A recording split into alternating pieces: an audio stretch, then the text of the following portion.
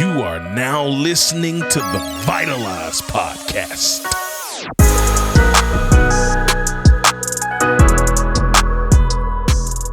Hey yo, what up, family? Welcome back to the Vitalize Podcast. You're here with your friendly neighborhood host, Mr. Marcus Black, and I'm so incredibly excited, elated, and ecstatic, and all the other fancy words that start with E to let you know I'm happy to be in your presence today.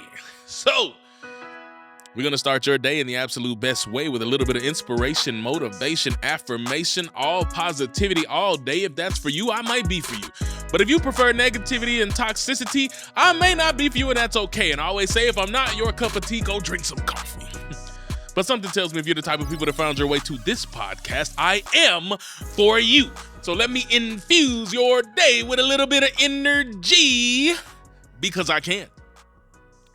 Thank you guys again. Listen, thank you very much. Thank you for sharing the message, because sharing is caring, man. You guys have been going crazy. Keep sharing, man. Text a friend. I challenge you to text 3 friends. Send me a screenshot on Instagram saying you did it so I can personally thank you, man. Send this thing out. And thank you for doing that, because you're incredible and because it means a lot to me to have such a beautiful community of individuals that are happy to be all they were meant to be. I wanted to say another rhyming word that wasn't be because I just said it. But listen, hashtag bars. We're having fun, man. We're having fun today. We're going to have fun. I want to talk about something near and dear to my heart. So you guys know at this point, we're a little over half a year in to a move, relocated the family from Oklahoma, ye old Oklahoma City, back to Mississippi. And it has been quite the journey. It's been quite the journey. You know, some people are like, why would you do that? Well, because I was born in Memphis, Tennessee, and raised in the heart of Mississippi. M-I, there it is. M-I, crooked letter, I, crooked letter, I, humpback, I, the Mississippi. And grew up there, childhood, all my trauma was there. All my pain was there. All my triumphs were there. All my family is there. There's so many pros and so many cons, and people have asked me often, how does it feel to be back home? What does that feel like? And to be honest, I don't quite have the answer to that question yet. The pros, family. I mean, that's the number one reason we moved back, and we have family. My kids have gone to 17, I count you, 17 parties of cousins filled with just little kids, all their same age range, having so much fun, and they've loved every second of it. Every family gathering, and us actually being able to participate after not having been able to participate for nearly 20 years, those are the things that are like irreplaceable. So that's been amazing, having a beautiful church community and family to be back connected to, the place that I literally helped build as a young man, and with my family being an integral part of said church and being able to be there and to be able to support and have community instantly has been astronomically beautiful. Not gonna lie, my kids moved into one of the toughest school districts nationwide. And I know when you think Mississippi, you don't necessarily think synonymous with education, but this district in itself is an anomaly in the state, because this district is like that. They nationally rank in every category statistically for academics. So the boys not only came, they struggled when we first got there because they were like, what is this? Why do we have homework? What is homework? They never had homework since they've been in school here in Oklahoma, and they go from never having homework the entire time they've been in school for years to having homework nightly. And they're like, oh my gosh, this is intense. And having quizzes nearly daily. And it was just a huge step up in the rigor of the academic progress. And they both weathered that immediate storm, and they both finished the year with principal's list, which is a step higher than honor roll, which is straight A's. So shout out to my little man. Daddy's super proud of you, Marcus Black, the second, Grayson Andre Black, that is proud of you guys. You guys came, you saw, you conquered, and so I'm happy for you excelling. And we have just utterly enjoyed the neighborhood. We go on peaceful, serene walks through the neighborhood, and we wave at every neighbor who passes by, and they wave at us. And we see Bambi and friends on our walks. The other day, my wife and I were walking, and literally like 7 deer just like in the bushes next to us in the trees just ran right past us, and we're like, hey, how are you? You can join us if you like. We come home often nights, and there's like a whole multiple, it has to be more than one family, because I swear to you, I counted one night, and before they scattered, I counted like 16. So it might have been 20. I'm estimating 20, but it's like 16 deer that I could count before they dispersed in my backyard. And that happens regularly. At nighttime, we'll pull up and I can see the eyes reflecting in the lights. I'll turn the brights on, and boom, there they are. It's just a spectacle. So those are all pros, and things that are beautiful. But I wanted to talk about this because some of you just guys wanted to know, like, what is it like? What's different? Man, Oklahoma, I think I recently realized how much of a home it had become. So I actually consider myself dual citizenship, just like you can be born in multiple places. I was born in one place, but I feel like I have dual citizenship, or maybe even triple citizenship. I don't try citizenship. Is that a thing? I don't know. We're going to make it a thing.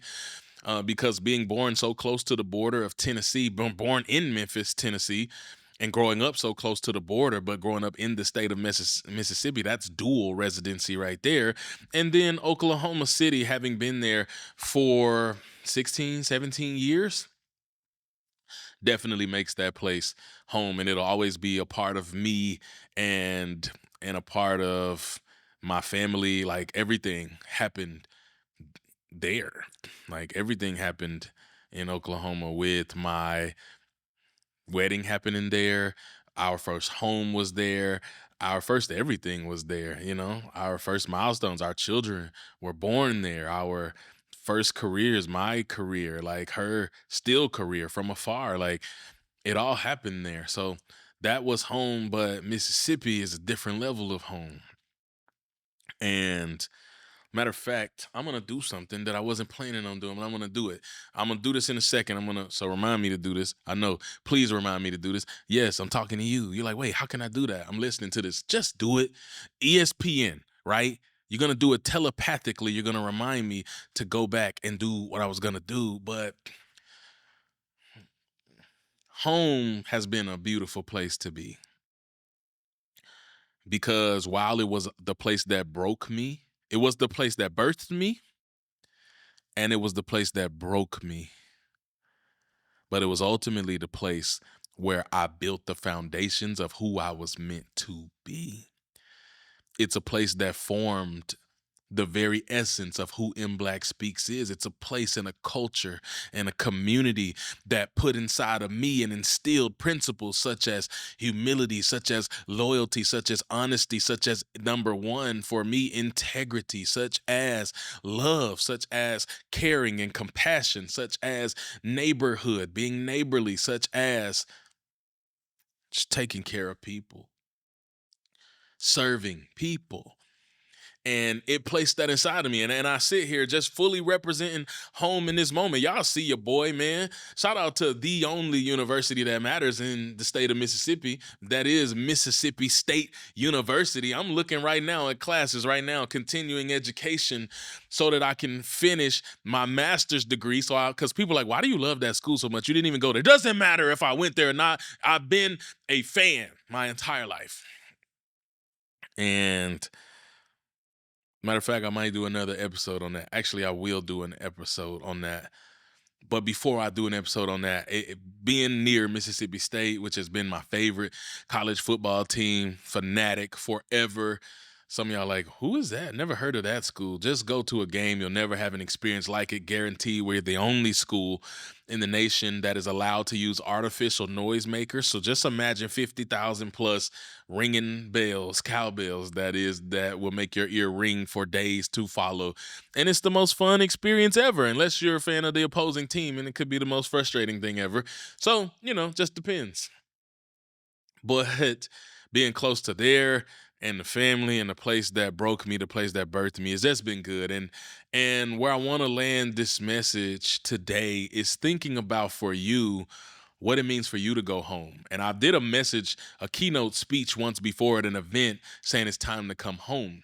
And I knew it was time for me to come home to this place because honestly, the reason I left to begin with, I was running. I was running from my trauma. I was running from my childhood. I was running from all the things that did break me in the beginning. And I'm kind of glad that I made that choice because I was able to become a far better version of myself, but I didn't have to run in order for that to happen. But I did. And I left and I went out there in the world and I saw what was out there and I developed and I grew and I grew and I developed. And as a result, I was able to put some tools in my tool belt that I was able to help bless a lot of people in a place, a second home. But then I knew when I knew in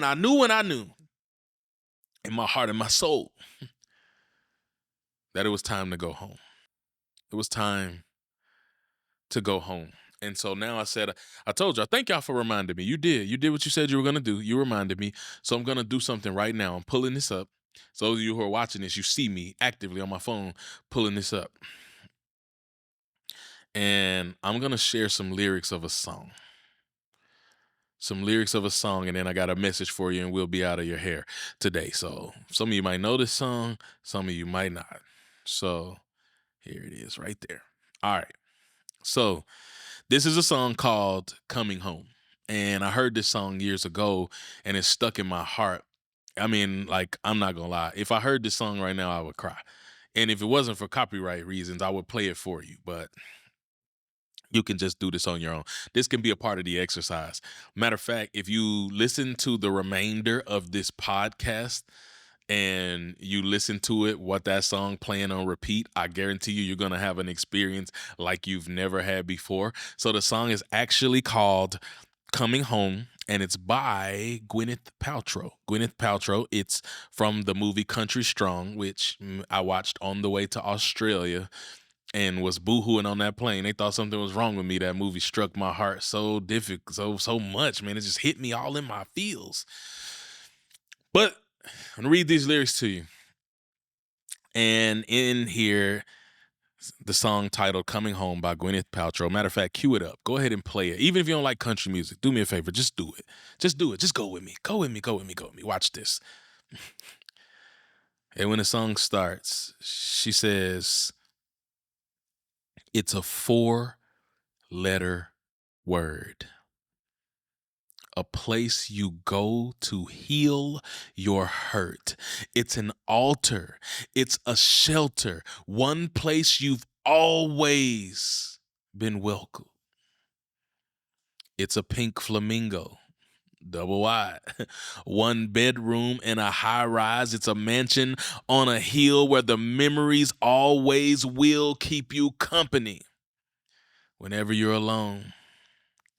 And after all of my running, I'm finally coming home. Home is a place that I'm coming. You see, the world tried to break me, but I found a road to take me home. And it ain't nothing but blue skies now. So after all of my running, I'm finally coming home. After all of my running, I'm finally coming home. And I started this episode as a bit of an update to speak to you about me going home and how the wifey's doing. She's adjusting well, loving the neighborhood, loving the home, loving the community, loving the culture, kids loving their schools, integrating in the sports, loving being around their cousins, having so much family around me, just having these epiphanies of why I left to begin with. And I needed to kind of transform, but now in this place, and this song specifically hit my heart because, and the reason I brought it up is because when it was time, when I knew that it was time, I got hit in my chest with that feeling, and that song started replaying in my head. And I realized it was time to go home. After all of my running, I'm finally coming home. And very emotionally, I think about what that means, and it's bigger than a physical location. You see, There's so many people right now who've been running. You've been running from a lot. And I ran from my trauma. I ran from the people who said I wasn't enough. I ran from the mud and the lack of opportunity, starved for education. I ran and I ran and I ran. But it comes a point in your time where you get tired of running. And after all of my running, finally decided I've become secure enough in my manhood. I've become strong enough in who I was created to be that I could go home. I could go home. So after all of my running, I said, I'm finally coming home. And it makes me so emotional because some of you are sitting in that seat right now. And some of you, it's actual physical home. You did the same thing I did. You left your physical home, never to look back, said you never go back, but it's been tugging at your heart. And maybe you just needed somebody else who's done it to tell you it's okay to do it. And you need to physically relocate your body and go back to the place that broke you, but also the place that birthed you, so that you can go and show them who you have become, so that you can show them you're not who they thought you were, so you can show them you're more than what they limit you to be. You can show them. You can show them. You can go back home now, physically. But I think more of you need to go home to yourself. It's time to come home, family. It's time to come home. What do I mean about that? I wrote a spoken word and I'm going to say a little bit of it for you and then I'll tie in the message. So the spoken word I wrote was you. See, there aren't enough words in the human vernacular to adequately express the magnificence of you. The day that you were born, you entered this world. You could search the highest mountains or scour the lowest valleys through and through, yet and still you'll never find another you. Your greatness is unparalleled, and even God marvels at the beauty that is you. But if these words I speak are true, why is it that you suffer so much to see the beauty that I do? I believe I know why this is the case. You see, somewhere, as a small child, you expressed your uniqueness in a place that you felt was safe, only to learn a difficult lesson on that day. That is that when you express all of your uniqueness and your individualistic reality, someone somewhere would always have something to say. And when people treat you less than, mock, envy, and belittle, then what do you do? I'll tell you, my friend, you become a little less you. There's a lot of my friends under the sound of my voice right now who've lost yourself. You were created and born into this world with big dreams, with great aspirations, with hopes and high hopes, and knowing that you could achieve something great. But you've assimilated to culture so much. You've assimilated to society so much. You've become so far off base. You've listened to so many lies about yourself again and again and again about who you're not and who you'll never be, who you cannot be. You've listened and you've listened and you've listened and you bought those lies and you bought them so much that now you woke up and you don't even recognize the person you see when you look in the mirror. Who is this person that's making these choices? Where did this person come from? Who am I? How did I get here? And it's because you have completely and utterly stepped outside of yourself. The things that you once valued, you no longer value. The hope and the trust that you once had in the process of becoming who you were meant to be, you no longer believe. You don't believe you can do anything great. You don't believe you were meant for more. You don't believe that greatness exists for you. You don't believe that goodness matters. You don't believe that you matter. You don't believe that the things that you do matter. You don't believe that your relationships matter. You don't believe. Not because you never believed, but because life beat you so much and shook you so hard that you got to the place that you thought, I can't do this anymore. And you ran away from home. And they say home is where the heart is, right? Well, where is your heart? Beating right inside of your chest. Home is inside of you. So if you're running from chaos and trauma, you're running, guess what? You take you everywhere you go. You're going to take your heart everywhere that you go. And as a result of that, you're going to continue feeling hurt, stressed out, going to continue feeling overwhelmed and depressed. Anxiety is going to continue to riddle you until you get tired of running and until you decide to come home. If you're under the sound of my voice, I'm challenging you right now. It's time to come home. No more running. It's time to come home. It's a place to go. To know that you're enough. And that place is back to you. I'm challenging you to come back home to yourself. I'm challenging you to come back to be the person you were meant to be. I'm challenging you to stop forfeiting and giving up on your dreams because of people who hurt you along the way. And I'm challenging you to find the resolve to get back to you. I'm challenging you to be all you were meant to be. I'm challenging you to stop letting things that were tearing you down or made you feel like you weren't enough to continue to allow you to feel like you're not enough. I'm challenging you to find who you are. I'm challenging you to get back to that person that used to care about waking up early and taking care of you. I'm challenging yourself to get back to that person that prioritized your mental health. I'm challenging you to get back to that person that cared about being caring and kind in the world and empathetic to the people around you. I'm challenging you to get back to that person that used to serve the community and had ideas that could change the world. I'm challenging you to come home. After all of your running, it's time for you to finally come home and be who you were meant to be. And you do that for no other reason. Simply be because you can. Vitalize.